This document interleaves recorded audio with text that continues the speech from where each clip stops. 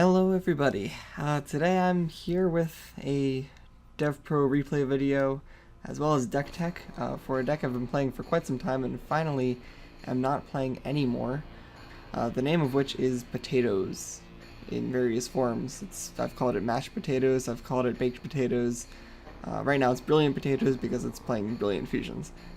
The meaning of the name is unimportant. Basically, it's just a synchro-based combo OTK kill you real fast deck. The reason I'm not playing it anymore is because Crystal Wing has finally hit the point where I cannot possibly justify holding on to it, and I ended up selling it. And with that, the deck kind of falls apart, and I dropped the Brilliant Fusions as well, and moving on to different things.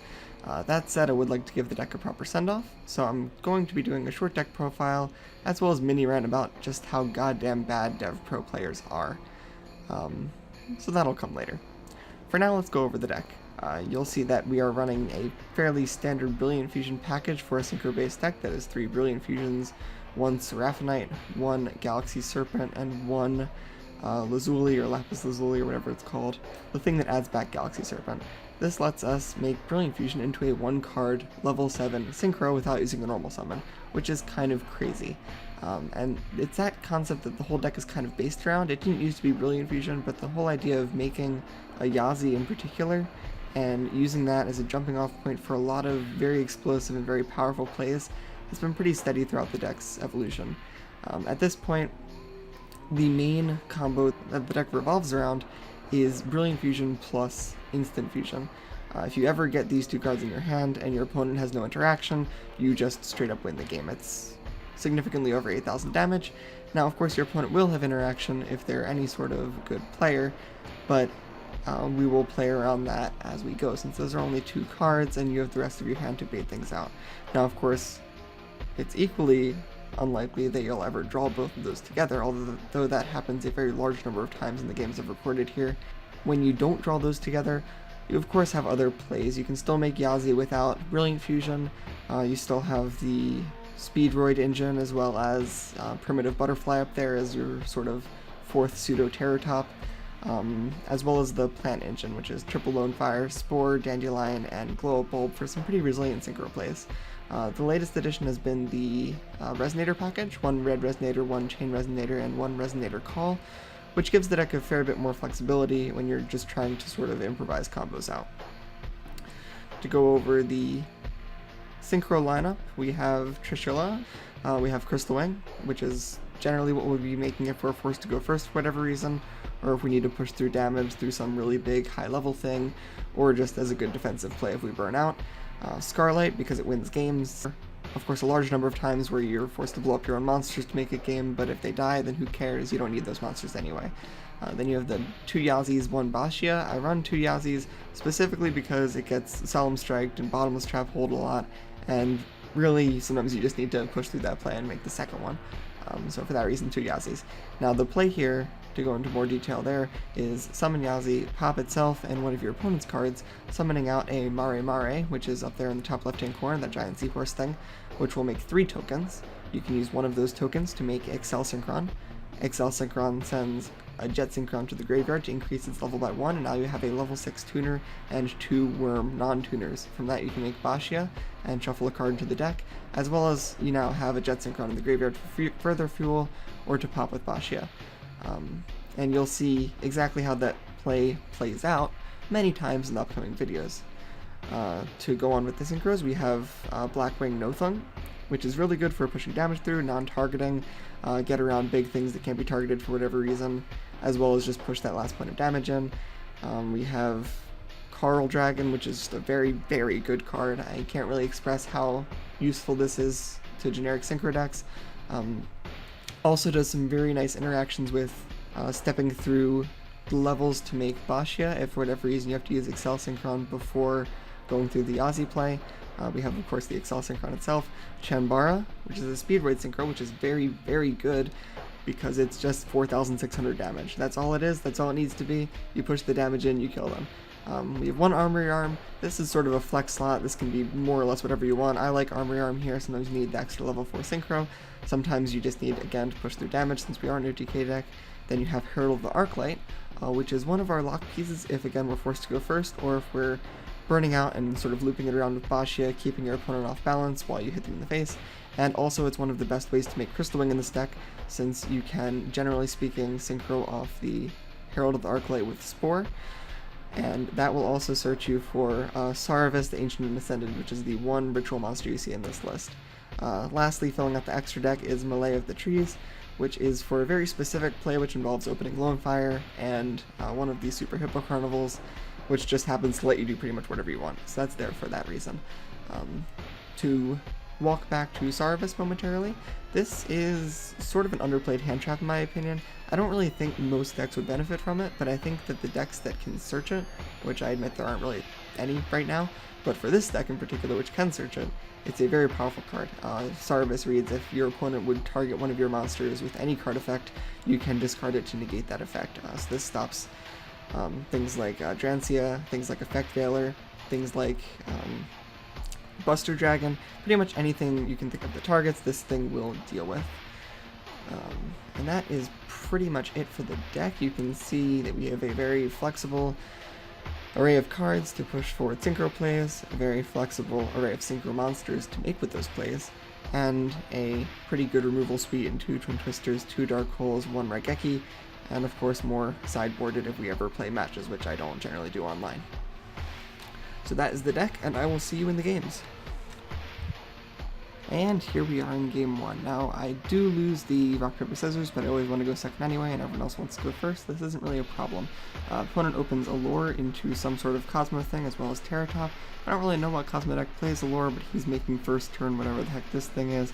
It doesn't affect anything I'm doing, I'm happy about that. Summons Strawman, doesn't banish it, doesn't get back Eclipser, I have no clue what's going on. All I know is I've opened my 2 combo pieces, and I can pretty much do whatever I want as long as that trap isn't anything. So I'm going to first of all activate Brilliant Fusion, and he has no response to this. I will send Lazuli and Galaxy Serpent, making Seraphonite, getting back Galaxy Serpent, making not Yazi. Now, I can look at the rest of the hand and say that I can still push through plays even if things go wrong here, because I have Super Hippo Carnival into a level 2 and a level 1 with a level 5 on field. That allows me to make almost anything in my extra deck, and then I have Instant Fusion to back that up. So even if this play goes wrong, I know I'm relatively safe. The play does not go wrong, he's set to Call the Haunted. Again, I don't know what this guy was doing. This is just indicative of the general badness of the player base on DevPro. And I would like to mention at this point that all the games that you'll see here are recorded in a row. There was no omitted games in between. This is an entire play session. So, yeah, don't blame me if these games are not so great. I sort of just took whatever was coming to me. Anyway, back into what I'm doing.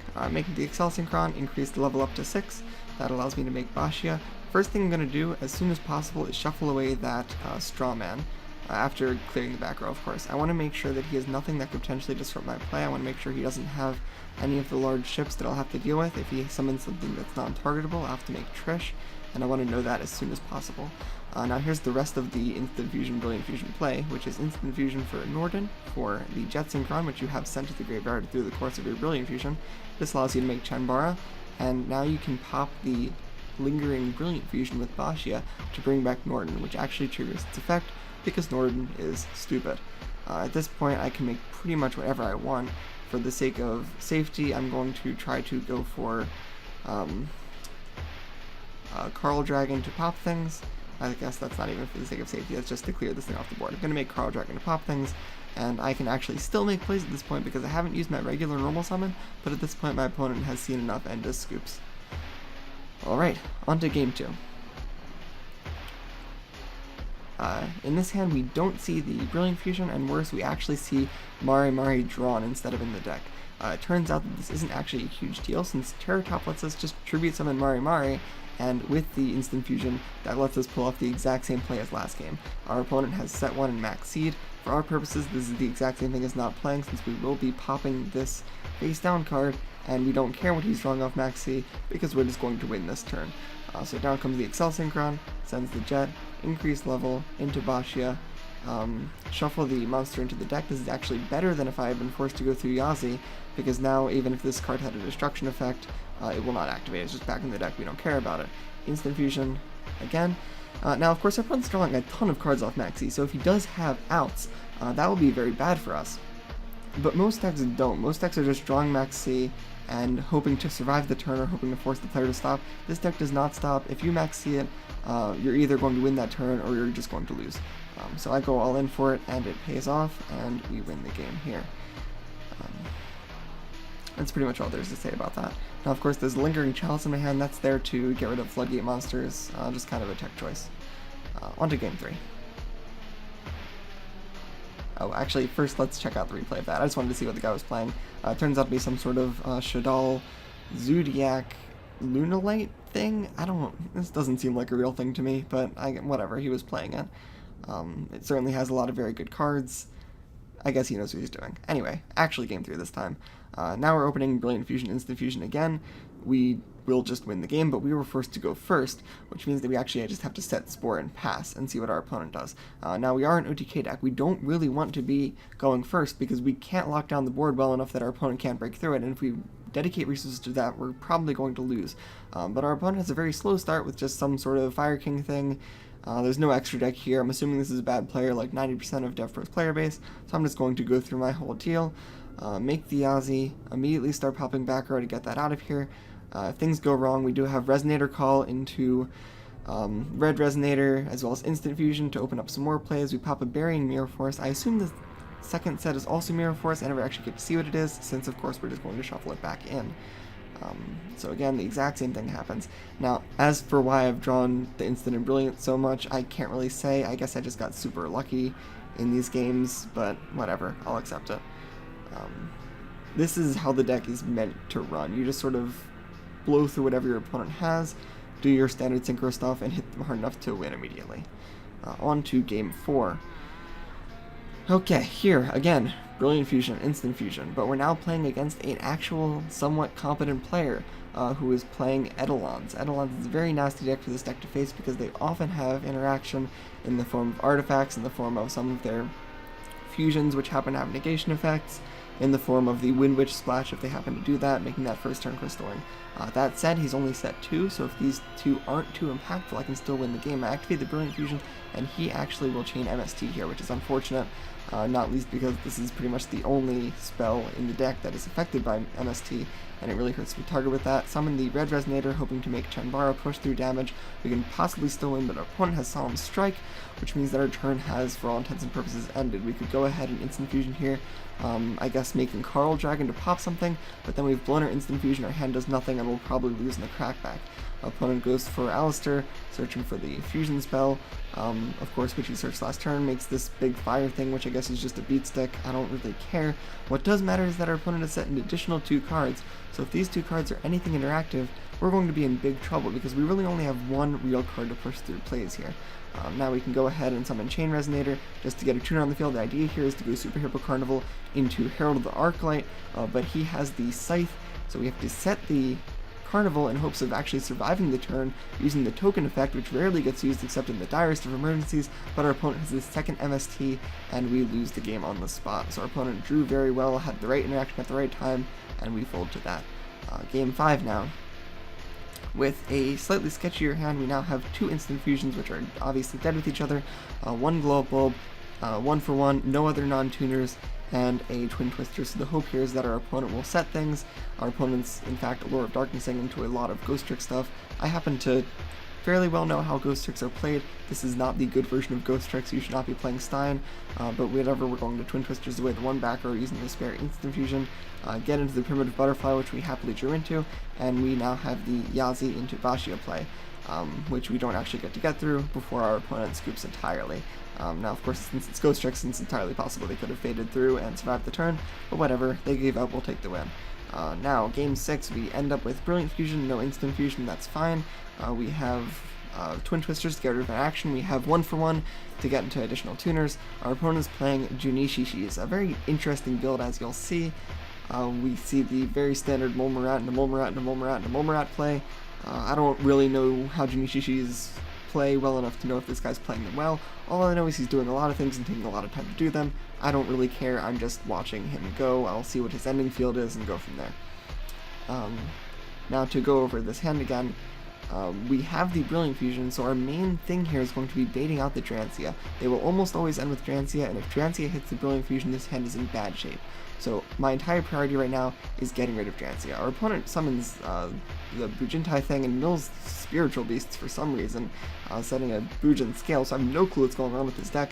I will happily Twin Twisters though, and now the play here is to try to bait with Herald of the Arclight. Opponent chains anti-spell, it's obviously not how that works, bad opponent is bad. Now if our opponent decides to blow something up on the way to Herald of the Arclight, we are pretty much lit since we can blow through their entire rest of the field.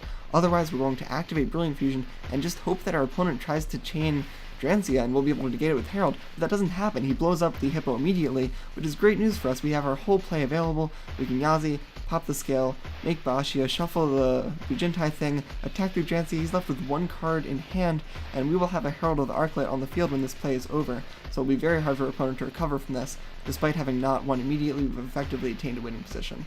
Of course, our opponent disconnects here. So through those games, you've pretty much seen exactly how bad the average player is on DevPro. That was a good 6 or 7 games, and really only one of them was any kind of fight for me. Unfortunately, that was the game that I played against the really annoying deck that I hate, whereas the rest of them were, I have to say, kind of interesting builds, and I would have liked to see more of them, but this deck is built to face meta decks, and it sort of just OTKs everything. So while this might not be very representative of how the deck fares against meta, this is definitely representative of how the deck plays against your average everyday DevPro scrub. So if you're looking for something to just have a good time with and make a lot of synchro plays and do fun stuff, this might be your deck. If you're looking for something to face down meta, this can actually get there sometimes. You look for your opponent to make a relatively strong opening play and just push straight through it. The only cards this deck fears as things that it really can't deal with are things like Dimensional Barrier, Vanity's Fiend, things that are just sitting on the field saying you can't play the game, period. Single target negate things, single target removal, this deck can fight through, and it can often do it rather well and surprise your opponent with a very quick victory. So yeah, that is what the deck is intended to do. Hopefully you enjoyed that. I really liked playing this deck. I've been playing some variant of it. It started off as a weird Monster Mash thing. I've transitioned through a lot of different phases. I've been playing some variant of it for the past, God, it has to be 3 years maybe? It's really been a ride. I'm sad to be putting it down. I'm sure I'll pick up some variant of it at some point in the future. But for now, this has been a farewell to Potatoes.